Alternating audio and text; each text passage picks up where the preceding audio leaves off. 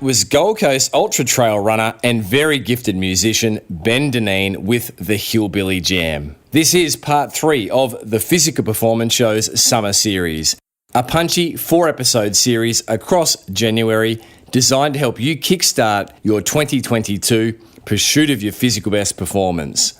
It's summer down under, obviously not in the Northern Hemisphere, but we are still bringing you the heat with some great learnings to set up your calendar year. I'm Brad Beer, sports and exercise physiotherapist by trade and training and exercise scientist and founder of Pogo Physio.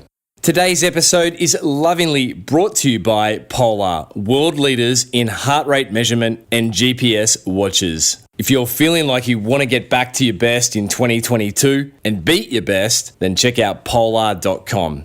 Now, during today's summer series episode, Nutrition with Renee McGregor, you'll enjoy some key teaching moments from Renee McGregor's recently presented live stream event, Fueling the Endurance Athlete. It was a very popular live stream event attended by coaches, athletes, and practitioners worldwide. It's still available in the Physical Performance Show's live stream library. Jump over to our new website, physicalperformanceshow.com. And of course, it's available as a free gift to our Patreon supporters. Renee McGregor is a much-loved repeat guest of the show, who in clinical practice specialises in relative energy deficiency in sport, eating disorders, the female athlete, and of course, athletic health and performance. Her clinical practice and knowledge is supported by extensive experience working in both clinical and performance nutrition, including the Olympic Games, London 2012, Paralympic Games, Rio 2016, and the Commonwealth Games on the Gold Coast in 2018. Renee is the best-selling author of the Fast Fuels training series, Training Food, and Orthorexia, When Healthy Eating Goes Bad. Let's kick off with Renee sharing around why good nutrition is so key for optimal performance, as is optimal hormone health. I always really like to start with the role of performance nutrition. I think there's such a misconception around what nutrition does in the world of athletics, in the world of sport particularly. I think especially over the last 10, 15 years, it's really evolved. Like, we see so much sports science and it's really evolved. And although most people are aware that it's making sure there's enough energy for optimal performance and kind of recovery, what people don't realize is that it actually has some other really key roles. And the biggest one here, and again, I'm sure most of you will be aware, and this has been something that has definitely been discussed more and more and more, particularly over the last couple of years, is that really, in order to get that optimal performance, in order to get the results and the outcome you're looking for, you need a block of consistent training, right? You need a block of consistent training where you don't get injured, you don't get too over fatigued, and you can put in the work you need to put in order to get the results you're looking for. So we know there was a paper that came out, it was probably about 6 or 7 years ago, and it demonstrated that marathon runners, what helped marathon runners achieve the time they wanted to achieve in their race wasn't any sort of weird and wonderful fad. It wasn't any sort of weird and wonderful training opportunity. It wasn't even about their racing weight, even though that's what a lot of people believe.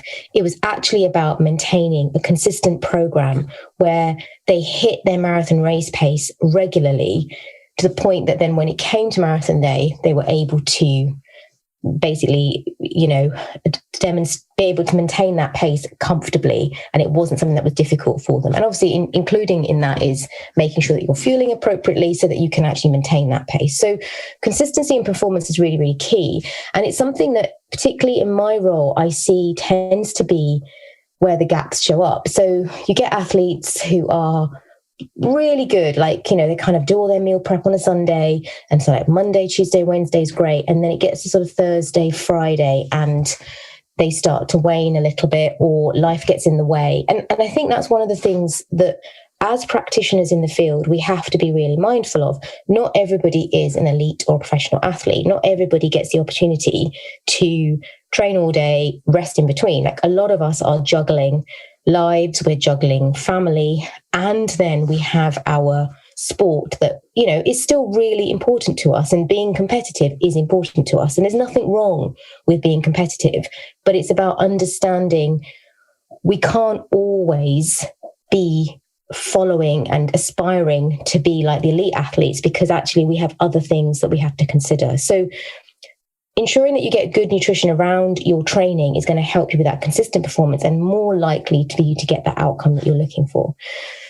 And involved in that is also the fact that obviously we're kind of trying preventing injury and illness. And, we know very, very clearly that nutrition has a really key role to play in reducing the stress of the immune system. So there's some great papers that come out of Loughborough Uni from here in the UK by Mike Gleeson. And he's demonstrated time and time and time again the importance of carbohydrate availability. And he was one of the first people to also identify this kind of window 2 weeks post event where athletes and individuals are at much higher risk of developing infections, because when you do a big event, your immune system does take a battering. And so ensuring, again, appropriate nutrition in the lead up to that event, and then during the event, and also in the recovery phase, is really important in helping you to prevent that illness from developing. And then the final bit, which is probably my area of expertise and where I spend a lot of my focus and energy, but it's also the part that very, very few practitioners understand and talk about, is actually the maintenance of normal hormonal and biochemical health. Now, without our hormones, we really don't have a very functioning body. So if we go back to sort of biology when we were at school, if you think about the hypothalamus, so the brain and the hypothalamus that controls every single biological process within our body, we know there's hormones attached to all of those. But what people don't realize is I think we take the human body for granted quite a lot and don't appreciate that actually, in order to keep those hormones balanced, you have to have enough energy in the system, right? Without that, you can't. So this is some of the common things we see, and we'll go through sort of the hormones, how they work, and sometimes how they can become a bit dysregulated as we go through this morning's presentation. So just to kind of put that into sort of more pictorial form, it's a very simple diagram, but hopefully it explains what I've just kind of said. So we know that we want to achieve this healthy body. And if you go back to the physiological studies, if you go back to looking at how the body works, what we know is that humans are biologically biased to prefer to be in actually a positive energy balance, which means they like to achieve energy balance and actually prefer to be in slight positive energy balance, not a negative energy balance, which is what makes restrictive eating, dieting, trying to cut back very, very difficult. And often the reason why many people will try and eat less, and they may notice a slight shift in their body mass to start with, but it's not sustainable and it's not maintained. So what we do know, though, is in order to get this healthy body, in order to get this bit here, and especially as an athlete, we actually need to do a lot of exercise. So, we need to train a lot, but we also need to eat a lot. And this is the thing that people are concerned about, is the thing that people are confused about, and they don't really know what that means. And again, hopefully by the end of today, you'll have a little bit more idea of what does this mean? What does this actually mean? So, but without this kind of energy balance, you don't get healthy hormones. And without your healthy hormones, you're not going to have a healthy, functioning, adapting body. So I think that's the thing to understand, is that in order for us to adapt from training, we need to have sufficient growth hormone and sufficient IGF. And those two hormones are really important in order to help us to adapt from our training. And they are only released when there is sufficient energy in the system. So when there isn't enough, if you haven't put enough energy into your body around your training, if you haven't understood what your body needs in order to help have that hormonal cascade, this is when you may find that, you're doing all this training, but maybe you're not getting quicker, or you're doing all this training and you're not seeing the changes to your body composition as you would expect to. So these are some of the things to just be mindful of. And like I said, we're going to go through how you make that happen. You're listening to Renee McGregor on this summer series episode, Nutrition with Renee McGregor, teaching moments from the recent live stream event Fueling the Endurance Athlete. Support for today's show comes from Polar. The team at Polar want to wish everyone a very happy new year and a great start to your pursuit of your physical best. Polar have the experience, insight, and history of quality design and innovation which is unparalleled. If you're feeling like you need to get back and beat your best, then it may be time to upgrade your multi-sport GPS watch. Jump over to polar.com. You can check out the incredible features of Polar's multi-sport watches like Polar Flow, Training Load Pro, run and bike tests, so you can nail your VO2 max and power training alongside nightly recharge and recovery load pro features, all designed to help you absorb and make the most of your training and come back even stronger. Check out Polar's brand new GridX Pro, stunning military grade glass ultra long battery watch, and also the new Vantage V2 and Vantage V2 Shift, my own personal favourite, one of the lightest, most formidable multi-sport watches on the market. Jump over to polar.com and come back stronger in 2022 with a new GPS watch. For now, let's jump back with Renee McGregor on this summer series episode, Nutrition with Renee. Now, Renee went on to outline why carbohydrate availability is so key for optimal performance and health. Here's Renee sharing on just that. Science has shown us that carbohydrate availability around key sessions is essential to ensure optimal adaptation and progression. So what do I mean by this? I think we all know that we need carbohydrate, like as a sports science, nutrition has repeatedly shown that we need carbohydrate. And I know, Louise Burke being the big dog in this, and obviously being from Australia, and we all bow down to Louise. She's done numerous studies over the last 2 decades that have demonstrated that carbohydrate availability is critical for performance, particularly for the top end speed aspect, but also now understanding that if you don't have enough carbohydrate availability, then it can reduce your economy as an athlete. So, it's not just as simple as, I think, and we're going to go into sort of fat adaptation and what that looks like. It's not just as simple as you remove carbs and that's it. It's not as simple as that. It's not as simple as you remove carbs and suddenly use more fat for fuel, which I think is what the misinterpretation is of fat adaptation. It's actually realizing that having a carbohydrate within the body, it's the preferred currency of the body, and so the body works best with it in it.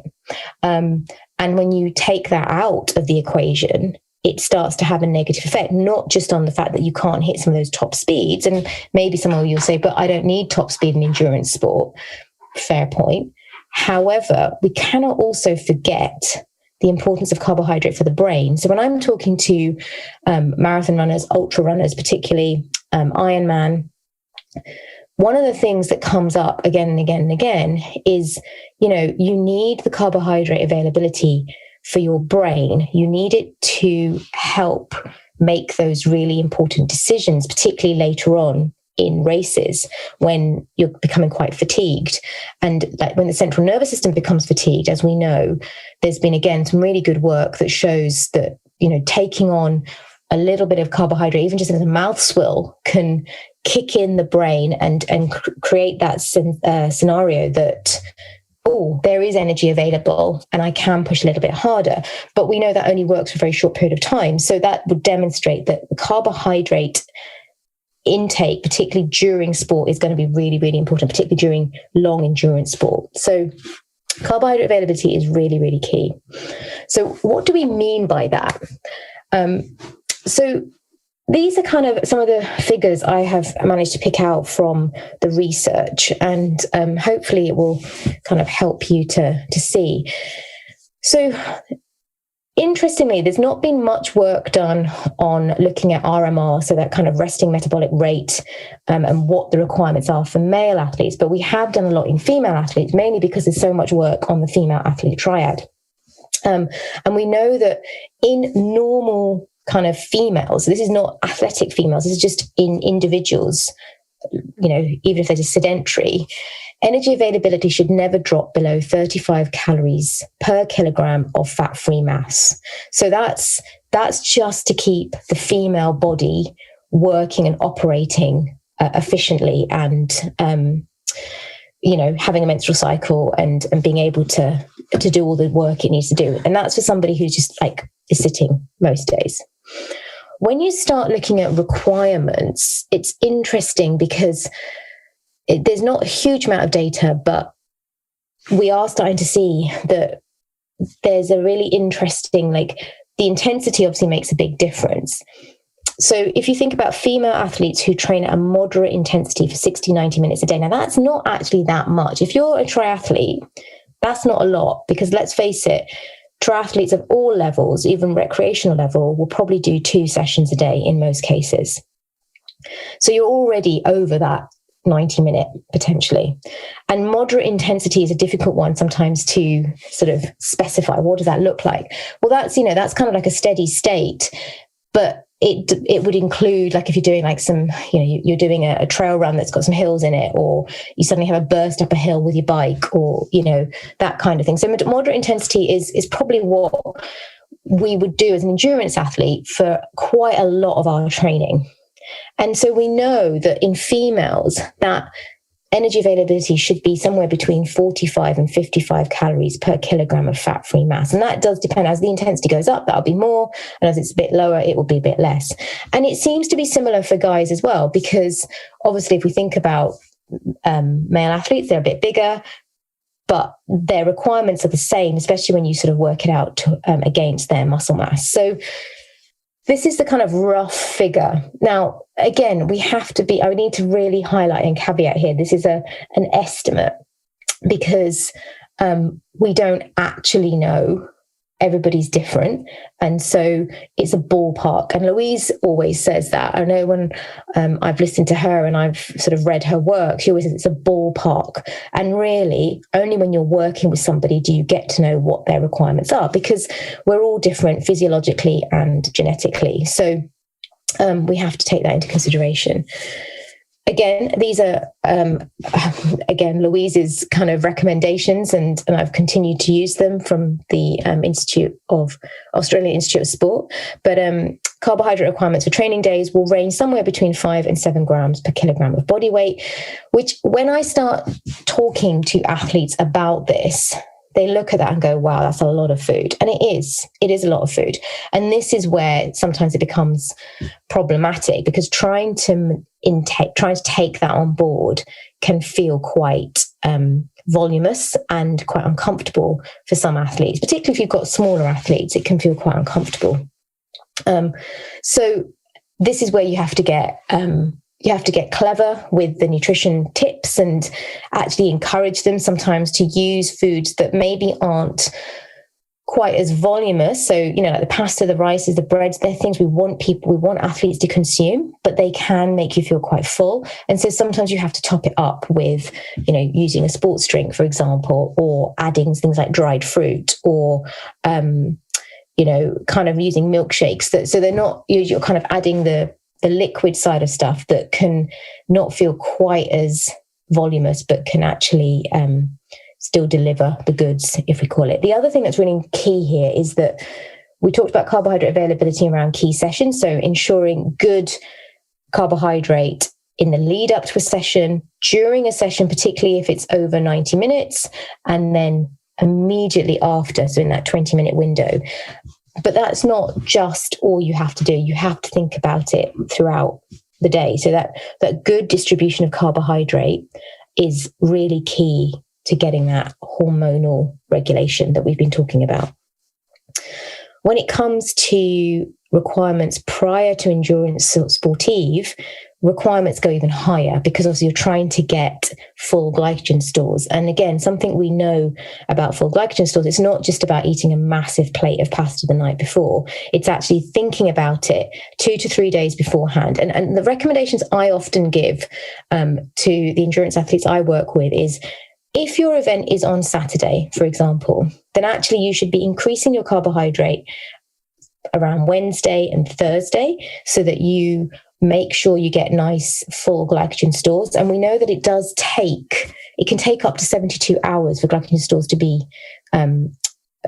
replenished and to be stored. So you want to make sure you've got that in advance. It's sort of Wednesday, Thursday, you'll be thinking about it. Friday, you maybe go back to your normal eating habits just because it's comfortable and you don't want to feel too full and bloated.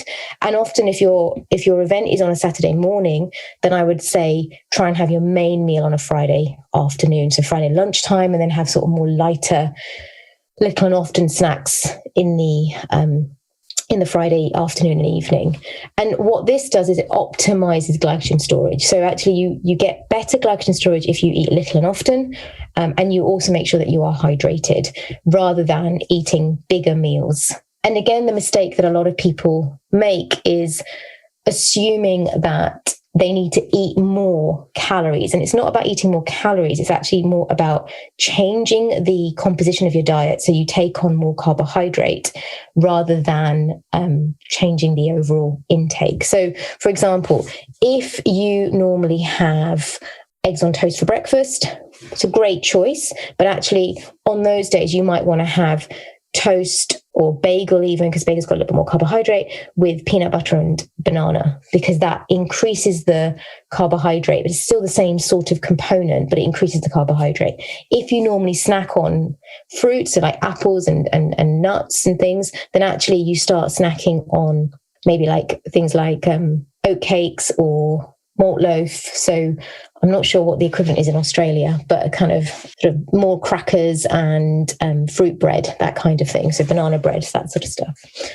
So it's just kind of, it's not necessarily that you're changing everything, but you're changing the composition of your diet. And I would always recommend that athletes practice this in the lead up to their main race so that they, once or twice in that build up, they actually practice what that feels like particularly before a long run or a long sport, a long bike or whatever they're going to do. They actually practice the kind of build up of glycogen stores. They know what works for them, and then they understand that. So then when you go into your event, you are more competent and confident as well that it's going to work for you.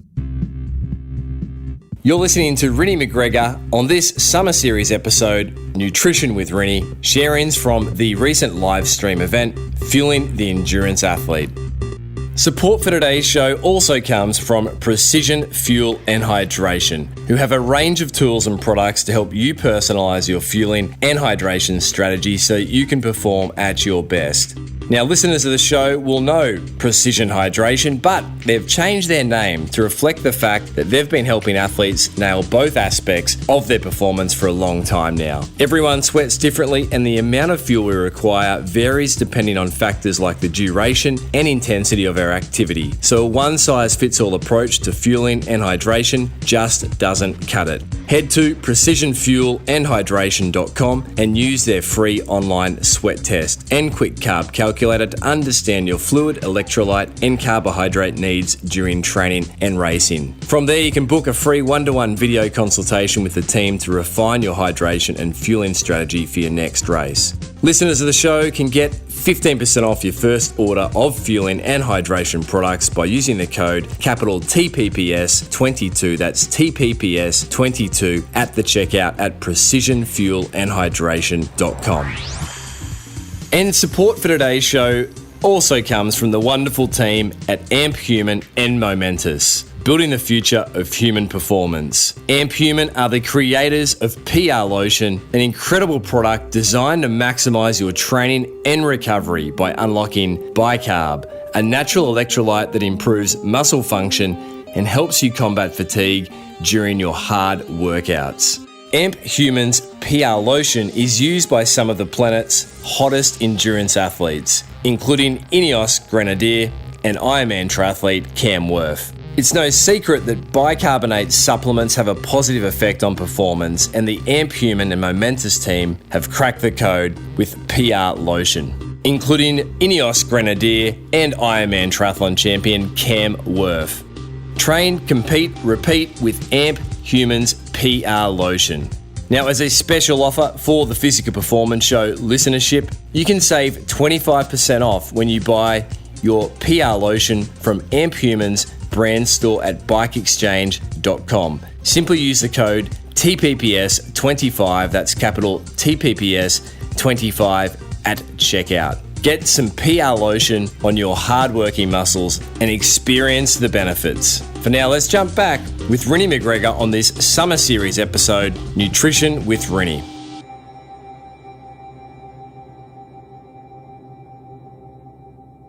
During endurance sportives, we know, and it's kind of a figure that's bandied around quite a lot, but it's sort of between 60 and 90 grams of carbohydrate per hour. And again, a lot of people, I was talking to one of our GB Ultra runners last week, and he was saying, he's just done a big race, and he's like, he calculated that he's only managing about 50 grams of carbs an hour. And he goes, it's so hard to get above that. And he knows that if he could, it would help, because he definitely felt like he ran out of energy towards the end, but he just didn't always appreciate just how much that is. So if we look at it from a gel point of view, the average sports gel's got about 20 grams, 22 grams of carbohydrate in it. So you're looking at, minimum of 3, but more like 4 gels an hour. And that's quite a lot. It's quite a lot on the stomach as well. And this is why a lot of people don't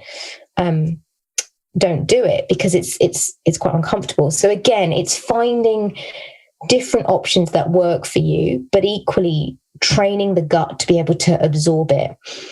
And we had a conversation about this the other day, because I was sort of, lots of the athletes I've worked with recently have done very big running events. So kind of over sort of 100K events. And a lot of them have had difficulties with nausea and digestive problems. And I think to a certain degree, we have to accept that there is going to be some discomfort and there is going to be some disruption to the GI system, because if you're putting your body through quite a lot and you're moving and you're jostling everything around for several hours. So it is going to be difficult, and it's going to be hard because obviously blood flow is being moved to the muscles. So it's, it's moved away from our guts into the muscles.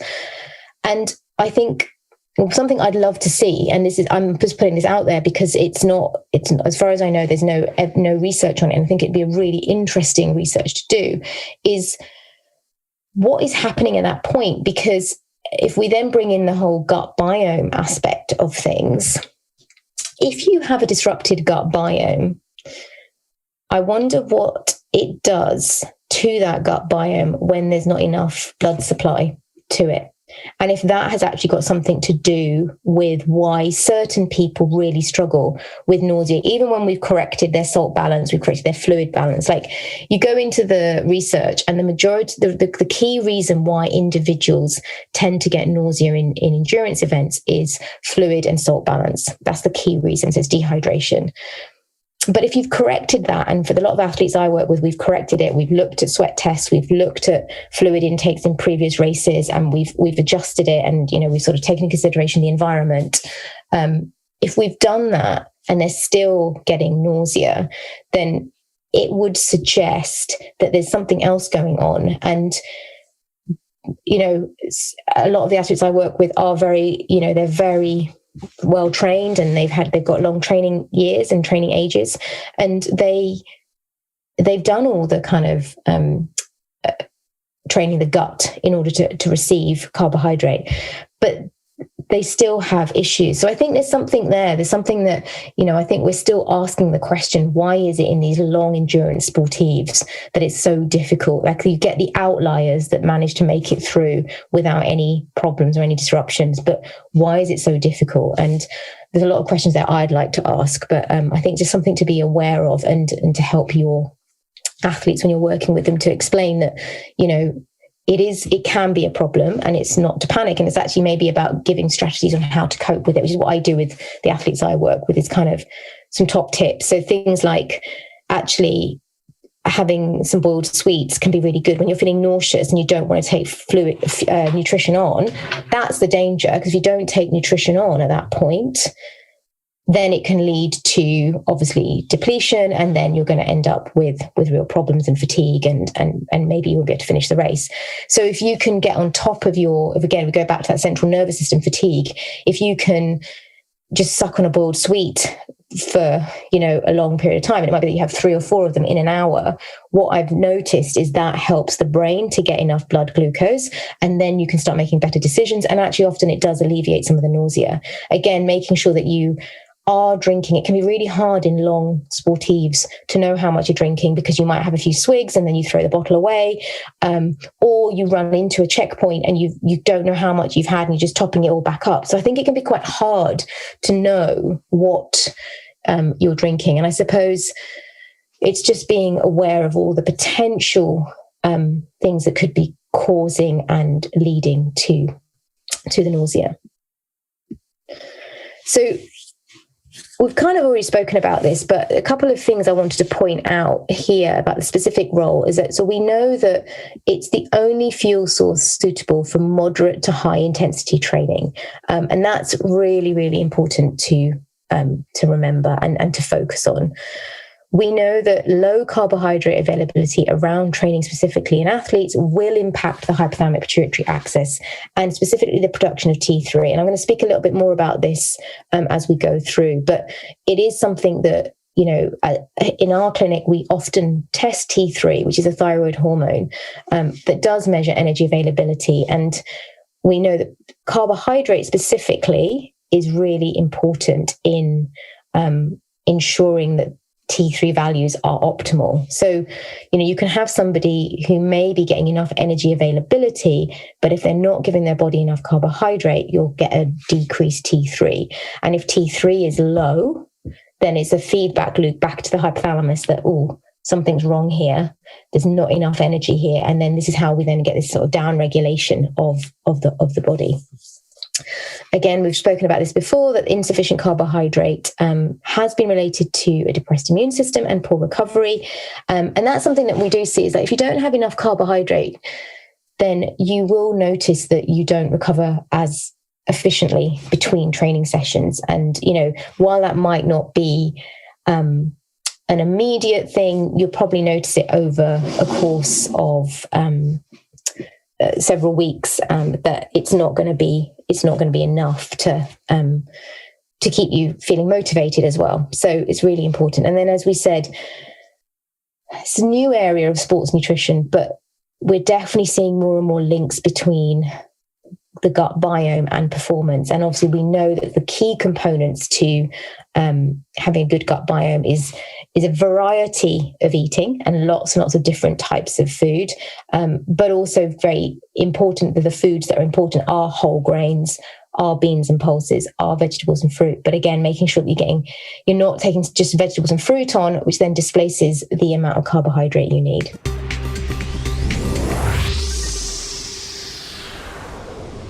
So there you have it, the third instalment in our summer series. If you'd like to enjoy the full live stream event from Renee McGregor, Fueling the Endurance Athlete, you can jump over to physicalperformanceshow.com, our new website, and there you'll be able to access the live stream from just $49 per person. Or if you'd like to support the production of the show ongoing, you can become a Patreon supporter. Jump over to Patreon, search for the Physical Performance Show, and there from just $5 per month, you can support the show and you'll receive complimentary access to our back catalogue and all upcoming live stream events.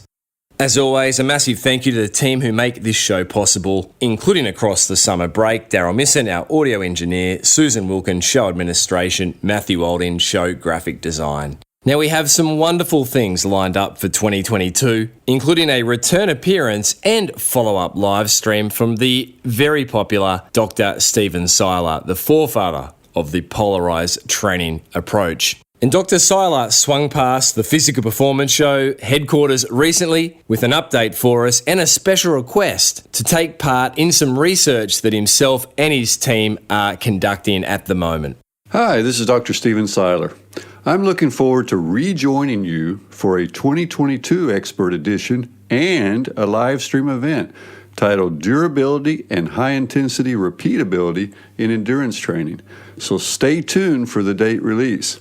But first, I need your help. My research team and I are looking for recreational to elite endurance athletes, females and males, young and old, to complete a punchy survey. It'll take about 10 minutes.